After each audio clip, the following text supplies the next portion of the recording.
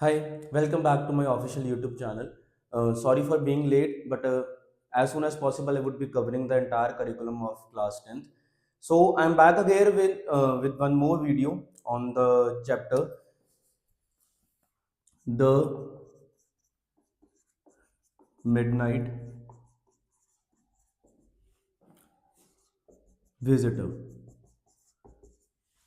Right now from the chapter we might be suspicious, हमें लग रहा होगा कि ये किसी मतलब डिटेक्टिव स्टोरी के लिए हो सकता है, लाइक शर्लॉक होम्स या कुछ। लेकिन डिटेक्टिव स्टोरी तो है, लेकिन शर्लॉक होम्स की नहीं है। इसमें ना तीन मेन कैरेक्टर्स हैं हमारे। सबसे बिफोर स्टार्टिंग द चैप्टर हम उसके बारे में पढ़ते हैं। सबसे तीन मेन कैरेक्टर्स हैं इस चैप्टर में जो घूमेंगे। सबसे पहला आता है Ausable, then comes Fowler and then comes the Max. ठीक है, तो इन तीनों करेक्टर्स की मैं इंट्रोडक्शन देता हूं तुम्हें। ठीक है, फिर तुम्हें पता चलेगा कि ये चैप्टर किस चीज पर बेस्ड है। ऑसिबल जो है ये बताता है हमें कि ही इज अ डिटेक्टिव। जो चैप्टर हमें स्टार्ट करता है ये डिटेक्टिव है, लेकिन ये ना प्रॉपर डिटेक्टिव की तरह दिखता नहीं है। इसकी जो अपेयरेंस है, इसका जो बॉडी स्ट्रक्चर है, वो डिटेक्टिव जैसा है नहीं। इसका पेट बाहर निकला हुआ है, he doesn't wear good clothes, है ना। मतलब जैसे हम अगर शर्लॉक होम्स की वेब सीरीज की बात करें, जैसे बेनेडिक्ट कम्बरबैच है उसमें, है ना, तो वो वैसा दिखता नहीं है। वहीं पर जो फाउलर है, he is an aspiring writer. जो है मतलब वो डिटेक्टिव स्टोरीज लिखना पसंद करता है, तो वो इसी पर्पज से आता है इसके पास, ऑसेबल के पास। लेकिन जब वो ऑसेबल को देखता है कि इसकी तो अपेयरेंस जो है वो डिटेक्टिव्स की तरह है ही नहीं है, तो वो थोड़ा डिसअपॉइंट भी हो जाता है। ठीक है, कि भाई ये क्या, अभी ये मेरा तो सारा काम खराब हो गया, है ना, सॉर्ट ऑफ।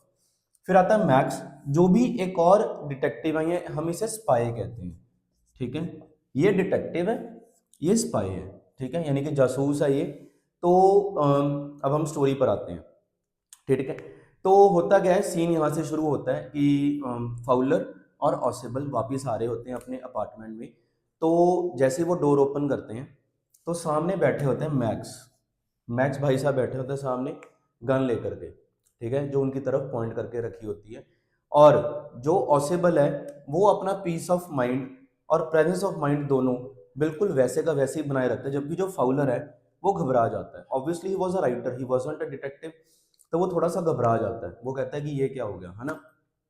तो उसके बाद सीन टर्न करता है और वो ऑसिबल जो है, वो फाउलर को कहता है कि ये पक्का ना जो बैल्कनी है मेरे अपार्टमेंट की, वहां से आया होगा। जबकि अब यहाँ पर क्लू क्या है कि जो मैक्स है, वो बालकनी से आया नहीं होता, वो डुप्लीकेट की से उसके अपार्टमेंट में एंटर हुआ होता है। लेकिन इसने अपना दिमाग क्या यूज करा, इसको डिल्यूजन में डाल दिया कि ये एक मेरे अपार्टमेंट के बाहर बैल्कनी भी है। और ये कहता है फाउलर को कि मैंने अपार्टमेंट वालों को कितनी बार कहा है, होटल वालों को, कि आप लोग बैल्कनी को कवर कर दीजिए, यहाँ पर कोई भी अनवांटेड गेस्ट आ जाता है। लेकिन अब क्वेश्चन अराइज होता है आपके मन में भी और रीडर्स के मन में भी कि मैक्स आया क्यों था वहां पर। अब ये सीन वन को साइड कर दें, अब यहाँ पर चैप्टर अनफोल्ड होता है और हमें पता चलता है कि मैक्स क्यों आया था वहां पर। मैक्स को एक फाइल चाहिए थी जो कि ऑसेबल के पास थी। ठीक है, और वो बहुत ही इंपॉर्टेंट फाइल थी। और मैक्स वही डिमांड कर रहा होता है कि either I will shoot you, या फिर मुझे वो फाइल दे दो, या तो मैं तुम्हें गोली मार दूंगा या फिर मुझे वो फाइल दे दो। तो इतने में क्या होता है, डोर पर नॉकिंग होती है। ठीक है, तो ऑसेबल रहेगा हमारा मेन प्रोटैगनिस्ट, यानी कि मेन कैरेक्टर है इस चैप्टर का। तो ऑसेबल क्या कहता है लाउडली कि ये पक्का पुलिस आई होगी, क्योंकि मैंने इनसे एक्स्ट्रा प्रोटेक्शन मांगी थी कि भी मेरे अपार्टमेंट को थोड़ी सी ज़्यादा प्रोटेक्शन चाहिए। इतना सुनते ही जो मैक्स होता है, उसके पसीने छूट जाते हैं। दैट मीन्स वो घबरा जाता है और वो क्या करता है, वहां से भाग जाता है। उसको ये लगता है कि अपार्टमेंट के बाहर बैल्कनी है, जबकि वहां पर बैल्कनी नहीं थी। और यही खेल उसने खेला था, किसने, ऑसेबल ने, मैक्स से छुटकारा पाने के लिए। वहां पर बैल्कनी तो थी नहीं, लेकिन वो जब छलांग लगाता है मैक्स, तो वो सीधा नीचे गिरता है। That means he is dead in the story. और यहाँ पर क्वेश्चन मार्क है कि वो जिंदा बचा है नहीं, वो बात की बात है।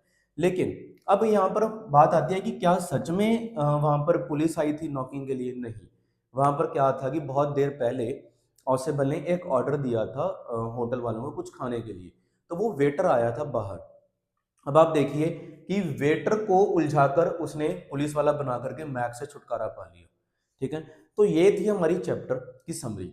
अब हम बात करते हैं इसके मीनिंग और थीम के बारे में। मीनिंग क्या है, देखो सबसे इंपॉर्टेंट है कि हमें अब कोई भी प्रॉब्लम आ जाए लाइफ में, अपना ना प्रेजेंस ऑफ माइंड और पीस ऑफ माइंड दोनों को नहीं खोना होता, ठीक है। और थीम क्या बनती है, दैट वही जो हम आजकल पढ़ते हैं, ट्रेंडिंग भी होता है इंस्टाग्राम पर, है ना, नॉर्मली बच्चे भी बोलते हैं क्लास में, डोंट जज a book by its cover. बिल्कुल सही बात है।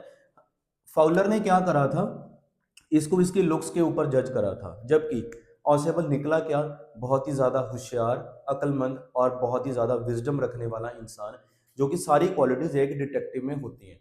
तो फाउलर को भी एहसास होता है कि हाँ, that is a very good detective, and वो इम्प्रेस हो जाता है जिस तरह ऑसेबल ने इस सिचुएशन में काम किया होता है। ये थी सारी चैप्टर की summary plus theme. I hope आपको पसंद आई होगी। नहीं भी आई तो भी कमेंट करके बताना जरूर।